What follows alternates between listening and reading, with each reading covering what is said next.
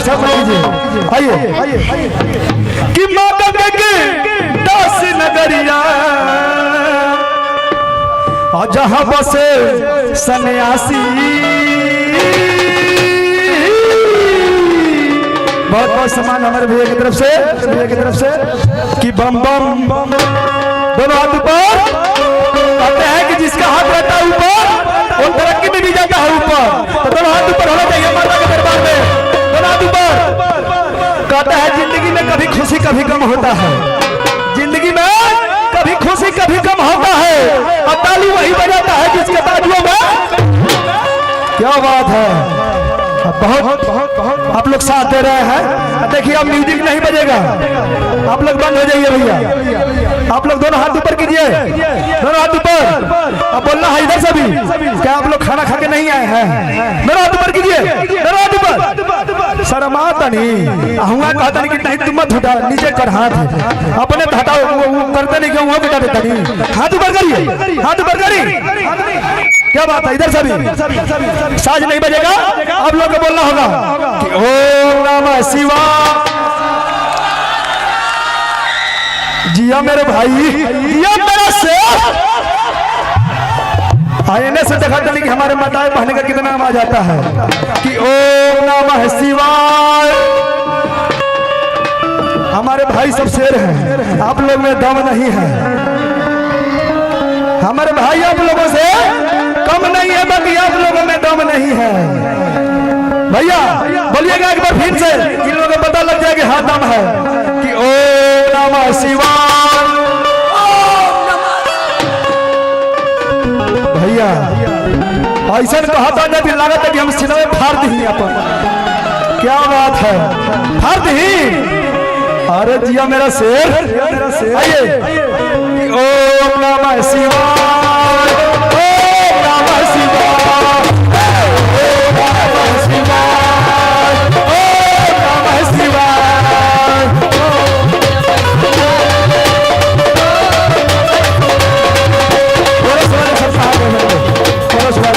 लड़कियां सब कर रही हैं।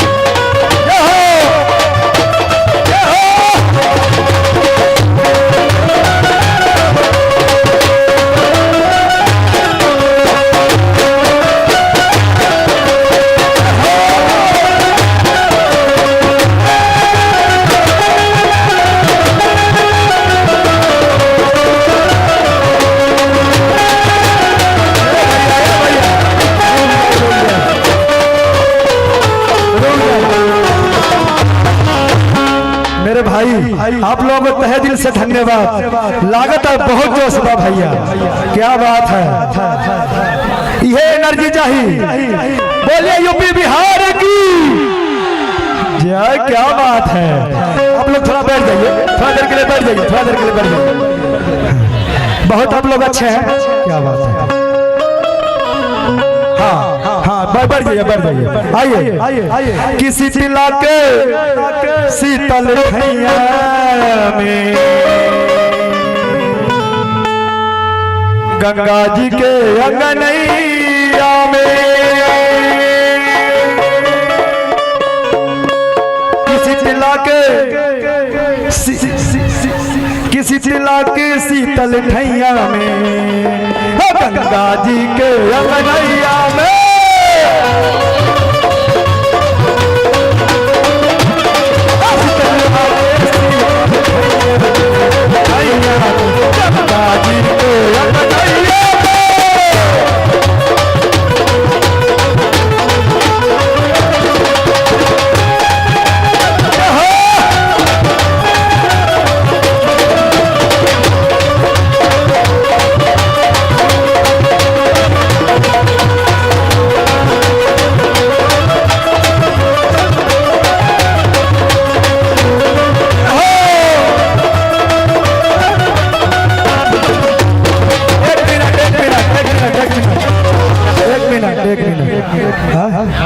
हाँ खड़ा होकर रुक जाइए, हम कहते हैं 1 मिनट 1 सेकंड कॉल आने 1 मिनट भैया।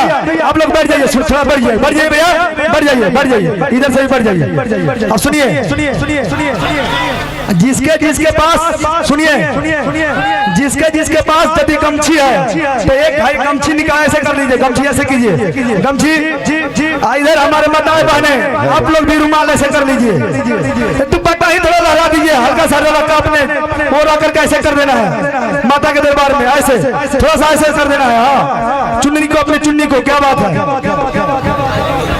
आइए ऐसा ऐसे करना है अपने पास ही रख करके, आइए कैसे करना है ऐसे ऐसे चलिए कि ओम नमः शिवाय, ओम नमः शिवाय, ओम नमः शिवाय, ओम नमः शिवाय,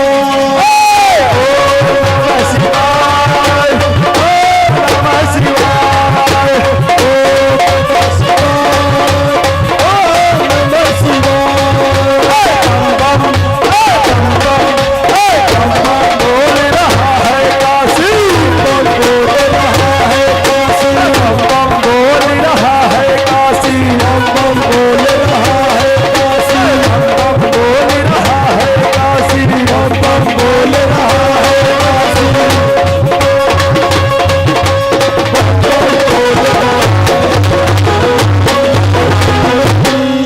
सच्चे दरबार की, भोले शंकर की।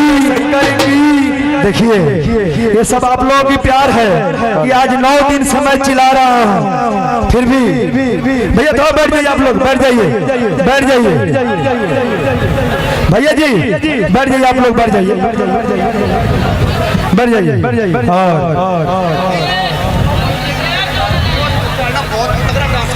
हाँ ठीक ठीक ठीक ठीक, बिल्कुल बिल्कुल बिल्कुल, बहुत सच्चे दरबार की, बुला दीजिए, कोई बात नहीं। हेलो हेलो भाइयों, देखा भैया भोजपुरी में कहा थे हम भाई, आप लोग बढ़ जा तब प्रोग्राम हुई ना हुई ऐसे ना हुई, बाबा जी के धतूर चढ़ल बा भैया यार, कहा यार ऐसा बात करवा था कब प्रोग्राम ना हो पाई, कहा चाहत दोबारा प्रोग्राम ऐसा धरती है दुर्गा माता प्रोग्राम बा, तो प्लीज हाथ जोड़ के विनती आप लोगों ने बैठ जा, और हम लोगों के बीच में नव युवक कमेटी के छठ पूजा के प्रधान राजू प्रधान जी अलवर है, हम जाती जोरदार ताली के साथ स्वागत कर जाओ उनका।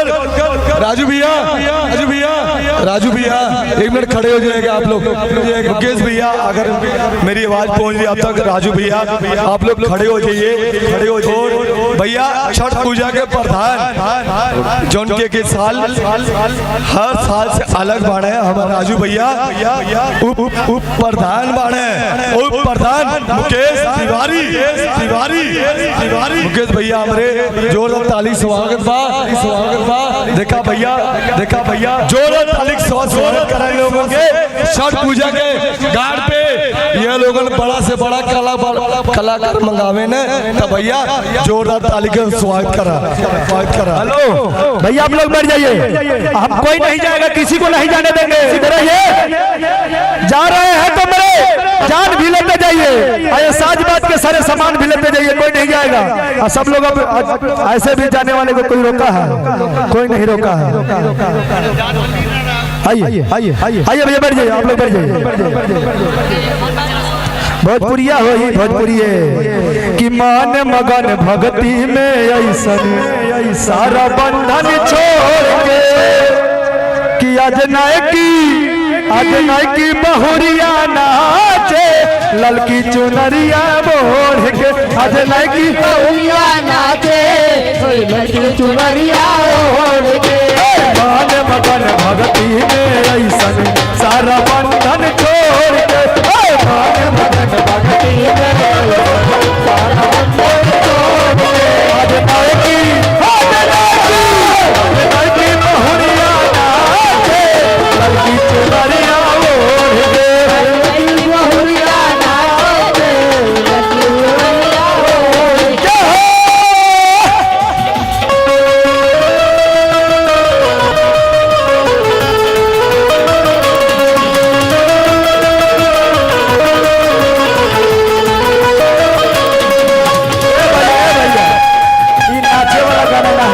अस्थाई गाना हो, अस्थाई गाना ये नाचे वाला गड़बड़ा हो जाता। हाँ बढ़ जाइए आप लोग, बढ़ जाइए। और गाड़ी लेके धीरे और धीरे जाई हो और मोर डराई पर सजनावा।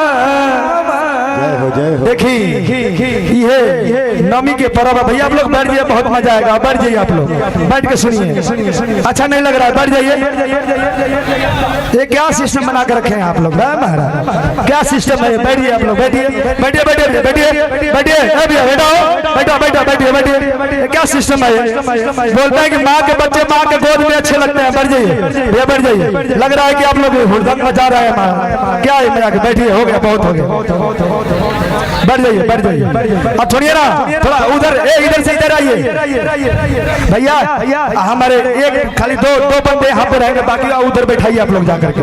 हाँ इधर हम हैं, कोई बात नहीं। आप लोग जाइए उधर बैठाइए, कोई बात, हम इधर हैं। उन लोगों को बैठाइए, उन लोगों को बैठाइए।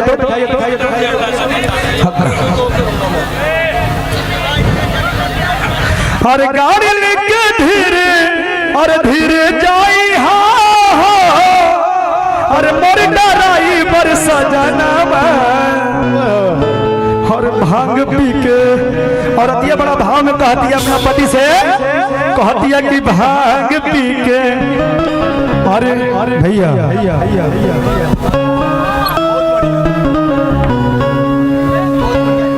ये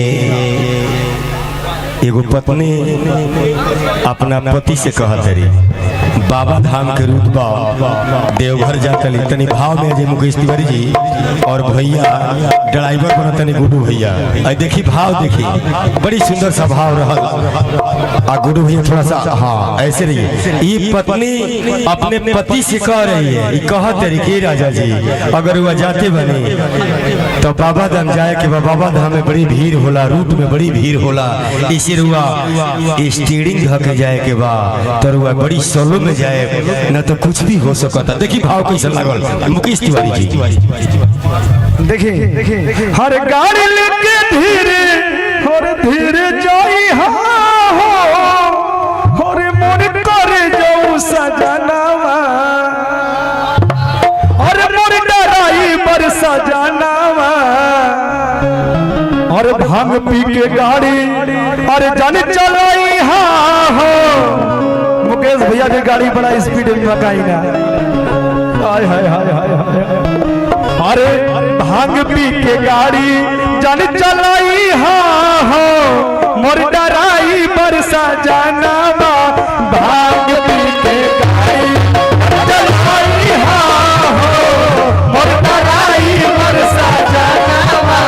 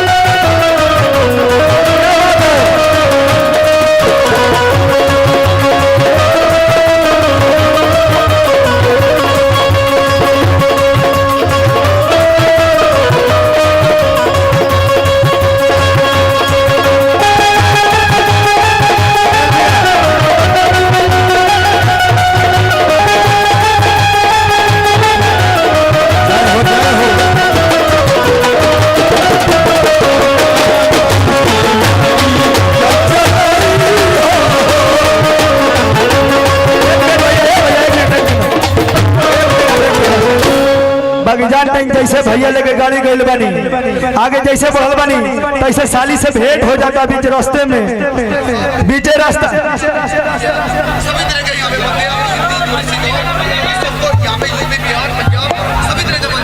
बिल्कुल बिल्कुल बिल्कुल बोले दी बारात हो जाए बिल्कुल बिल्कुल बिल्कुल बिल्कुल बिल्कुल बिल्कुल जी जी जी जी बिल्कुल बिल्कुल आइए आइए आइए आइए हिंदी भी मैं सुना जी बिल्कुल बिल्कुल जी जी बिल्कुल बिल्कुल बिल्कुल बिल्कुल बिल्कुल बिल्कुल आइए बोले दी बारात चढ़ी गज बज के सारे आए पंग पिपी रज रज के बोले दी बारात चढ़ी गज बज के भैया विजय भाई मेरा लाइएगा कॉपी लाइएगा उधर होगा क्या बात है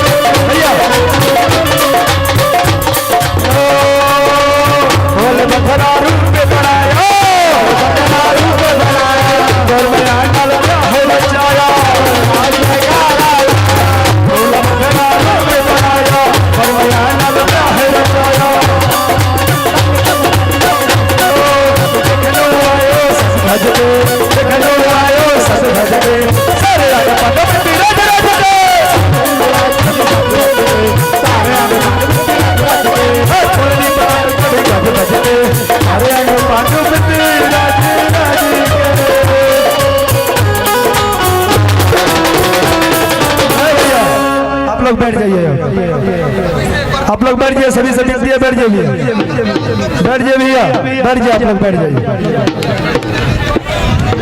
बैठ जाइए, अब बैठ जाइए, प्लीज बैठ जाइए भैया, भैया भैया बैठ जाइए प्लीज भैया, हाथ जोड़ी है, माँ के बच्चे हैं आप लोग, माँ के गोद में ही अच्छे लगते हैं, बैठ जाइए, बैठ जाइए, अच्छा लगेगा, बैठ जाइए, बैठ, ताली बजा के मजा लीजिए, ताली बजा के, ताली बजा के बैठ के ताली बजाया कर भैया, हाँ हाँ जोरदार ताली, क्या बात है, जय हो,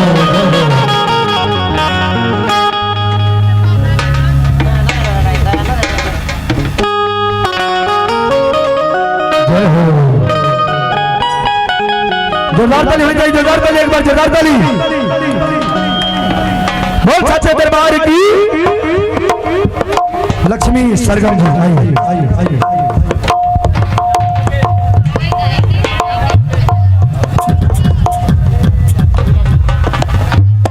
छठ पूजा में अपनी बार सतलुज में विनोद बदरजी, बलमंडी के सामने विनोद बदरजी और अंजलि भारती आ रही हैं, तो आप लोग जरूर वहां पे जाइएगा प्रोग्राम देखने के लिए। बहुत सच्चे दरबार की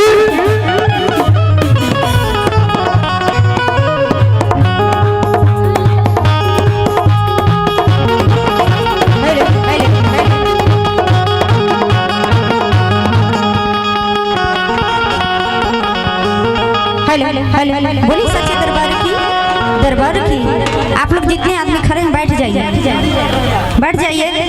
इतना हमारे मुकेश जी कहते कहते थक गए आप लोग को बैठने के लिए, बैठ जाइए ना, इतना अच्छा जगह पंडाल लगा हुआ है।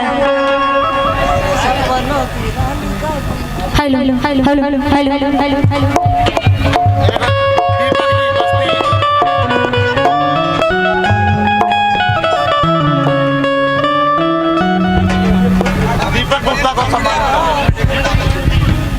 सभी से निवेदन आया कि हाथ जोड़ के विनती है, सभी आप बैठे ताकि दूसरे का प्रॉब्लम ना हो, सभी आप बैठ करके आराम से माता जी का जो गुणगान है वो सभी करें, और हाथ जोड़ के विनती है कि सभी एंजॉय करें, ठीक है, सभी बैठे ताकि किसी को प्रॉब्लम ना हो। देखिए सभी लोग छठ पूजा करने जाएंगे सतलुज घाट पे, तलमंडी रास्ते होते हुए, और कोई टूल टैक्स में कोई प्रॉब्लम होता है तो भैया लोग हमारे साथ देंगे, कोई घबराने की बात नहीं है, सभी लोग जाएंगे छठ पूजा में, सभी लोग सेवा के लिए हमारे भैया लोग आप लोगों के बीच हाजिर रहेंगे, हमारे मुकेश भैया और राजू प्रधान भैया जी। हेलो हेलो हेलो, हमारी नवयुवक छठ पूजा समिति पटिया बेट की ओर से आप लोगों का लाख लाख धन्यवाद। जो आप लोग छठ करने जाते हैं, टूल टैक्स के बाद बहुत परेशानी होती है, 2-2 किलोमीटर पैदल चलना पड़ता है, वहाँ पे हमारा घाट नहीं है, हमारा घाट जो तलवंडी है उसके जब पुल के नीचे से निकलते हैं, जो लोग हॉलीवुड में नहाने जाते हैं वहाँ से पुल है, वहाँ से आइए, वहाँ पे हमारा पोस्टर लगा रहेगा टेम्पू पे, हमारी नवयुवक समिति की तरफ से, वहाँ से आपको टेम्पू मिलेगी, वो डायरेक्ट घाट पे जाएगी, वहाँ से आपको पैदल नहीं चलना पड़ेगा, हमारा डायरेक्ट तलवंडी के सामने हमारा प्रोग्राम होता है, जो मोतिहारी के आप यूट्यूब पर सर्च करके देख सकते हैं, विनोद बदरजी, अंजलि भारती जो खेसारी लाल के साथ भी गाना गा चुकी है, वो आप यूट्यूब पर सर्च करके देख सकते हैं, वो दोनों कलाकार हमारे यहाँ आ रहे हैं तलवंडी के सामने 30 अक्टूबर 2022 को, और डांसर जो भी आ रही है हमारी दिल्ली से आ रही है, वो भी आकर आप लोग देखिएगा। बोले सच्चे दरबार की, क्या बात है, बहुत बढ़िया। हमारे दीपक भैया को सम्मानित करेंगे, हमारे गुड्डू भैया, लीजिए लीजिए लीजिए,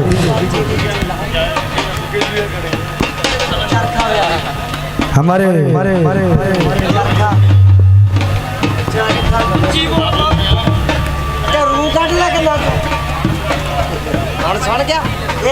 बहुत सच्चे दरबार की, महामाई की प्यार की, क्या बात है। और हमारे लक्ष्मी सरगम जी,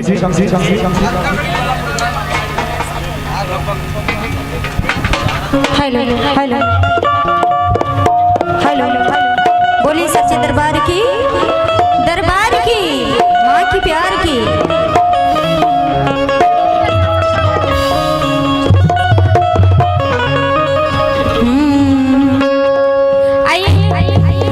हमारे जितने कमेटी मेंबर हैं उन सभी के लिए ये भजन है कि सजाए हुए हैं माता रानी की, और सभी ने मिलकर हमारा साथ देना है। और वो भजन आप लोग सुने होंगे, चुनरिया लंदन से लाएंगे मैया को खूब चढ़ाएंगे। कौन कौन सुने हैं? बस आप लोग सुने हैं? नहीं हाँ। सब कर लिए है तैयारी, ले आए हैं पान सुपारी, धूप अगरबत्ती के साथ। अब मैया का है भजन गाना, डीजे पे है कमर हिलाना, नाचेंगे हम सारी ही सारी रात। चुनरिया चुनरिया चुनरिया लंदन से लाएंगे, माँ का जगराता कराएंगे। चुनरिया लंदन से लाएंगे, माँ का जगराता कराएंगे। चुनरिया लंदन से लाएंगे, माँ का जगराता कराएंगे। चुनरिया लंदन से लाएंगे, माँ का जगराता कराएंगे।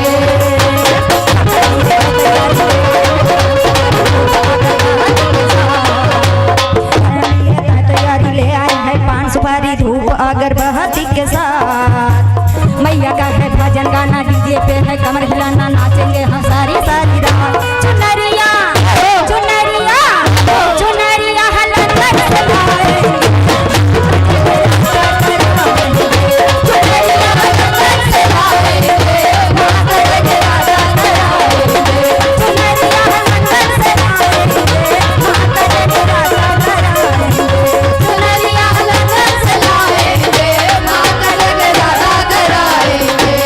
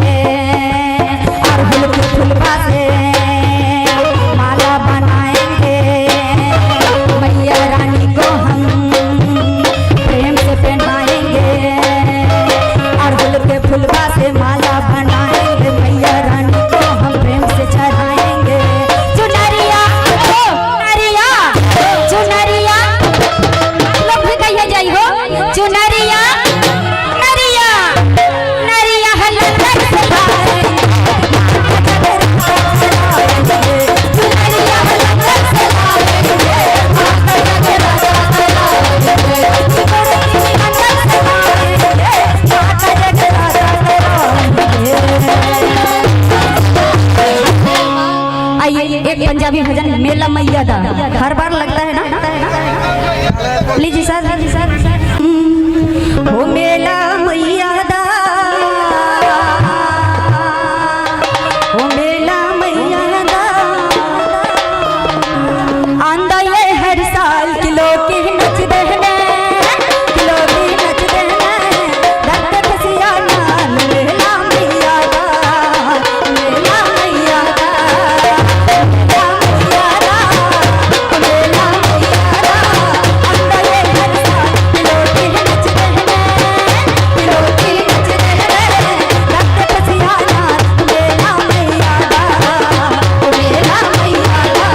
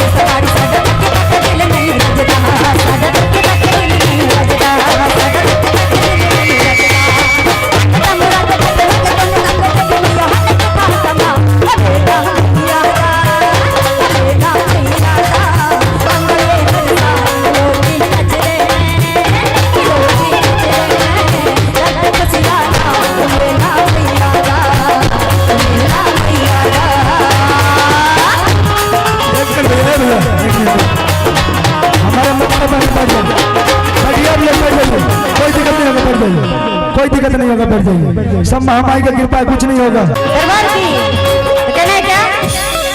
मेला मेला मेला लग सेरा वाली दा मेला, मेला मेला मेला लग सेरा वाली दा मेला, मेला मेला मेला लग सेरा वाली दा मेला, मेला मेला लग सेरा वाली दा मेला।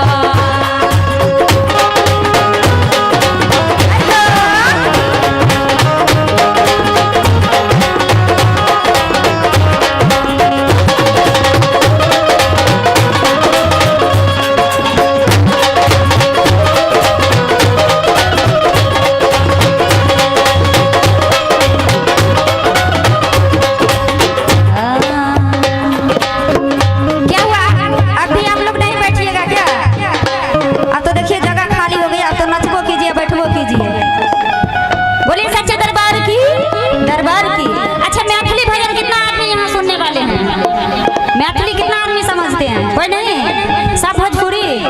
भोजपुरी कितना आदमी समझते हैं? मैथिली कितना आदमी है मैथिली सुनने वाले? सुनिएगा मैथिली भजन। आइए चलती मैथिली भजन की ओर। और कहना है क्या?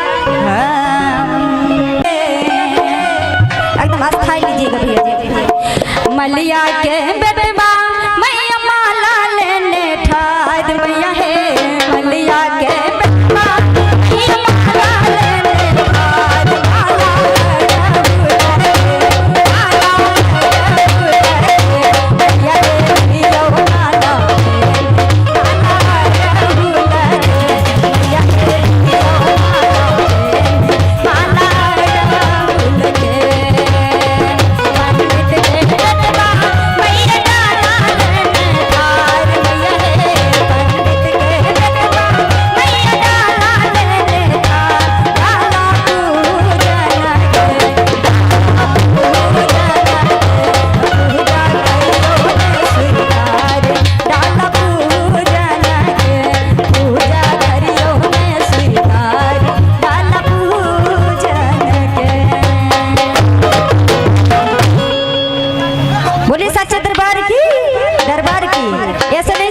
शादी हो गया है क्या? यही से कहना रोज रोज तोरा मन परबो अब मैया मंदिर में दीप बरबो।